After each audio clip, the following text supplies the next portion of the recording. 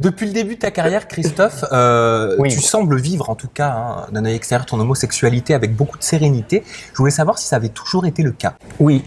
C'est vrai? Oui. Ah bah oui, j'ai jamais eu de problématique par rapport à ça. Enfin, peut-être quand j'ai découvert, enfin voilà, que je me suis senti différent quand j'avais peut-être une quinzaine d'années. Il y a des moments qui sont pas forcément évidents mais c'est plus parce qu'on a peur de décevoir sa famille ou ses parents, parce qu'on imagine que ses parents avaient prévu autre chose pour vous.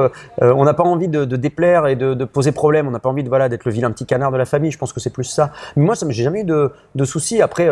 Tout ceci n'est pas bien grave. Hein. Mais ce qui est sûr, c'est que, tu vois, je pense qu'il y a eu beaucoup d'évolutions et qu'une émission comme Secret Story, par exemple, pour revenir à Secret, fait partie des programmes qui présentent très souvent des personnages, des candidats qui peuvent être homosexuels, des garçons, des filles, et ça contribue aussi à une espèce de normalisation. Voilà, ils font partie de la société, comme tout le monde. Et du coup, je pense que ce travail-là sur Secret Story, on est évidemment dans le divertissement, dans la télé-réalité, mais malgré tout, ça permet aussi de normaliser les choses et que les gens se disent bon ben voilà, c'est une donnée à part dans la personnalité de quelqu'un, mais c'est pas ça qui fait la différence. Et quand on pense à Benoît par exemple, qui avait remporté Secret Story et qui ne cachait pas son homosexualité, ça n'a pas empêché que les Français votent massivement pour lui parce qu'ils le trouvaient sympathique, qu'ils le trouvaient drôle, voilà, et son homosexualité n'a pas été un problème. Et je pense que des émissions comme Secret, comme d'autres, des fictions aussi, contribuent à faire avancer les choses et surtout les mentalités.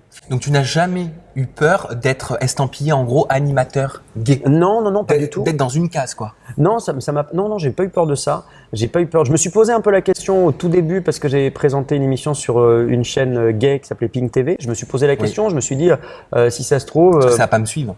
Je me suis dit peut-être que ça va me fermer des portes. Oui. Au bout du compte, je pense pas. Je pense que ça m'a permis surtout de gagner beaucoup d'expérience. Et puis après. C'est pas bien grave, de toute façon, j'allais pas mentir et faire croire que j'étais hétéro pour peut-être avoir du travail. Certains le font, certains n'ont pas envie justement d'être mis dans une case. Hein. Oui, je crois que ça se fait plus des masses maintenant. Enfin, quoi qu'il en soit, chacun fait les choses à sa manière. Hein, voilà. Moi, ce qui est sûr, c'est que ça ne me pose aucun souci. Je l'assume complètement. C'est une donnée parmi d'autres dans ma personnalité, mais ça change rien au bout du compte. Et d'ailleurs, les gens m'en parlent pas. Hein. Dans la rue, que ce soit les jeunes, les mamans. Des personnes plus âgées, ils viennent me voir, ils me disent on aime bien ce que vous faites, vous êtes sympa. On me dit pas vous êtes sympa, mais vous êtes un peu gay quand même. Les gens s'en foutent. Être gay quand on fait de l'animation télé, quand on prétend ou qu'on est animateur télé, est-ce que c'est un booster de carrière ou au contraire est-ce que ça peut freiner? Je sais pas. Tu sais, il y a la mode aussi. Non mais ni l'un ni l'autre, c'est pas ça peut pas être à la mode d'être Non mais gay. certains pensent ça.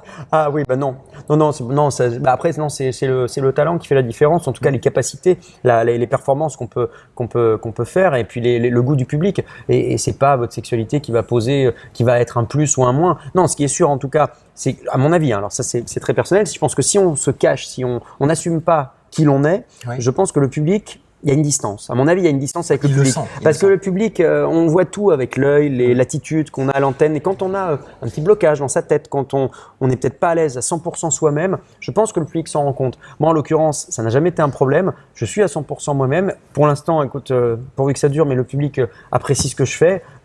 Et ça n'a jamais posé de soucis. Moi, donc, je pense qu'il vaut mieux, et c'est le conseil que je donne aussi quand on me pose la question aux futurs candidats de Secret Story, c'est d'être soi-même. Il ne faut pas construire quelque chose, essayer d'être d'une certaine manière pour faire plaisir au public et se dire tiens, je vais être comme ça pour que le public m'apprécie. Ça ne marche pas ça.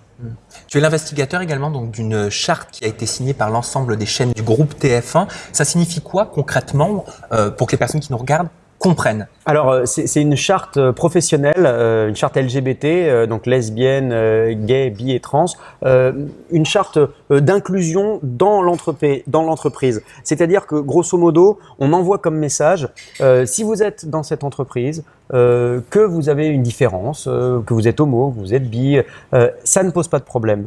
On ne vous jugera pas pour ça. On pourra même vous faciliter la vie. On pourra prendre en charge un certain nombre de choses. Par exemple, vis-à-vis des genres de choses du comité d'entreprise, par exemple. Vous pouvez partir avec votre compagnon, ça ne posera pas de problème. Voilà, c'est aussi pour normaliser les choses. Parce que je pense que quand on est une grande entreprise, et a fortiori quand on est une entreprise de médias, et encore plus quand on est le premier média français et européen, on a un devoir d'exemplarité. Et je pense que voilà, c'est tout un tas de messages simplement pour dire c'est une donnée parmi d'autres. Par rapport à ce que je disais juste avant, c'est la même chose. Et c'est un message qu'on envoie aussi à l'extérieur pour les gens qui seraient susceptibles de vouloir postuler dans une chaîne comme TF1 en disant venez, on vous acceptera tel que vous êtes. Vous pourrez vous épanouir dans l'entreprise parce que la vie privée, mine de rien, ça compte dans l'entreprise. Quand un employé, par exemple, est dans une entreprise où il sait que les choses sont un peu problématiques, quand le lundi matin, à la machine à café, on discute de son week-end et il dit alors toi, t'as fait quoi? Et là, il dit ah bah, j'étais avec ma copine parce qu'il n'ose pas dire qu'il était avec un garçon. Sûr. Il est moins à l'aise dans la boîte. Il est moins. Et donc l'idée, c'est que les gens se sentent bien. L'entreprise de pouvoir en parler. Exactement. L'entreprise, on y passe la moitié de sa vie quasiment. Pour ceux qui ont la chance d'avoir un boulot et de pas être à la recherche d'un emploi, mais on y passe beaucoup de temps. C'est important d'y être bien dans ses baskets parce qu'on va y passer du temps, parce qu'on y noue aussi des amitiés parfois, et parce que voilà, c'est un lieu de vie l'entreprise. Et dans la vie, il y a des différences. Ces différences-là, il n'y a pas de raison de les gommer.